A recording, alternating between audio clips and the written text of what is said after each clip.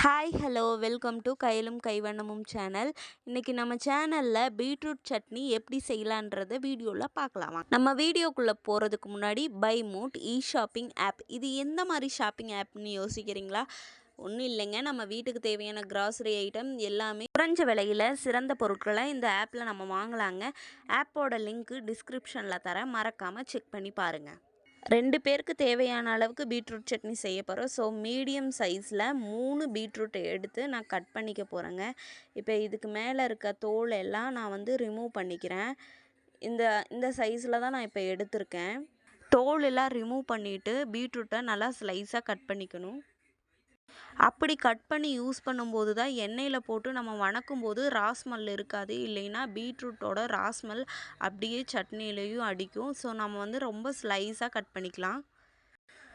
வீடியோவில் காமிக்கிறேன் பாருங்கள், இந்த அளவுக்கு மெல்லிஸாக கட் பண்ணிக்கோங்க. அப்படி கட் பண்ணி நம்ம எண்ணெயில் வதக்கும் போது அந்த ராஸ்மல்லாம் கொஞ்சம் கூட அடிக்காது. இப்போ 3 மீடியம் சைஸ் பீட்ரூட்டையும் நம்ம ஸ்லைஸாக கட் பண்ணியாச்சு. ஒரு கைப்பிடி சின்ன வெங்காயத்தை தோல் உரிச்சிட்டு நல்லா வாஷ் பண்ணி வச்சுக்கலாங்க.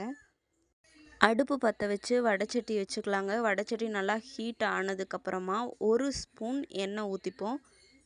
ஆயிலும் நல்லா ஹீட் ஆனதுக்கப்புறமா நம்ம இப்போ 1 ஸ்பூன் மல்லி சேர்த்துக்கலாங்க. 1/2 ஸ்பூன் சீரகம் சேர்த்திக்கலாம். இது பொரிஞ்சு வந்ததுக்கப்புறம் நம்ம கழுகி வச்சுருக்க வெங்காயத்தை ஆட் பண்ணிக்கலாம். காரத்துக்கு ஏற்றவாறு மிளகாய் சேர்த்திக்கலாம். எனக்கு 2 மிளகாய் போதுங்க. ஒரு கொத்து கருவேப்பிலை சேர்த்திக்கலாம். ஆனியனில் உள்ள பச்சை வாசமெல்லாம் போய் பொன்னிறமாக வணங்கி வரணும், அது வரைக்கும் நம்ம வதக்கலாங்க. ஒரு சின்ன சைஸ் தக்காளியை 4ஆக கட் பண்ணி இந்த ஆனியன் கூட நம்ம சேர்த்துக்கலாம்.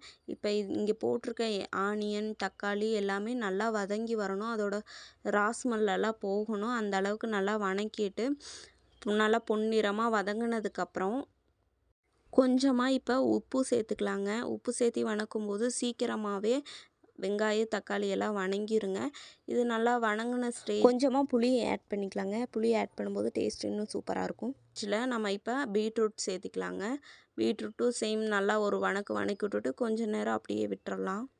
பீட்ரூட் நல்லா ஆயிலையே வணங்கி வரட்டுங்க. நம்ம இதில் தண்ணியெல்லாம் எதுவும் ஆட் பண்ண போகிறதில்ல.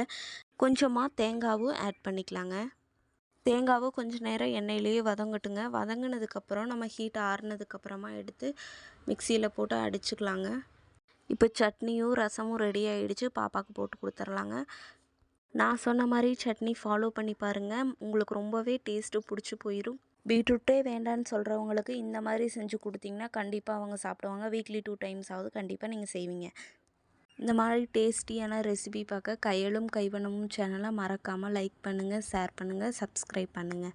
தேங்க்யூ.